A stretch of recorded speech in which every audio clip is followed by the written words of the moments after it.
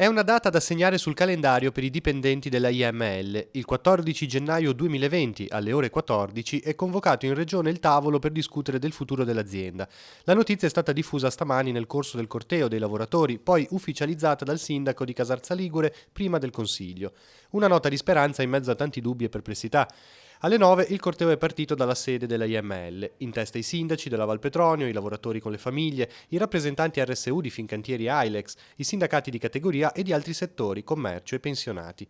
I manifestanti hanno bloccato il traffico per un quarto d'ora in zona Tangoni per poi riprendere la marcia verso il comune. Qui si è tenuto un dibattito pre-consiglio convocato per altre pratiche cittadine.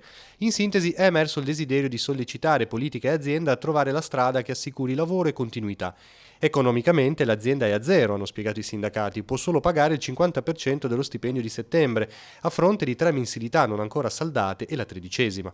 La speranza, da portare al tavolo del 14 gennaio, dove ci saranno gli assessori regionali Berrino e Benveduti, è di predisporre un piano industriale serio, con Fils che faccia da garante presso qualche istituto, questo per superare la situazione di impasse. Tra l'altro ricordiamo che l'azienda di per sé commesse ne avrebbe.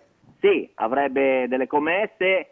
Sul mercato il marchio IML è riconosciuto in tutto il mondo, è un fornitore ufficiale delle 7 sorelle Agip, Eni, eccetera, quindi ci sono le condizioni per potersi rilanciare e fare addirittura, se ci fosse liquidità, delle assunzioni.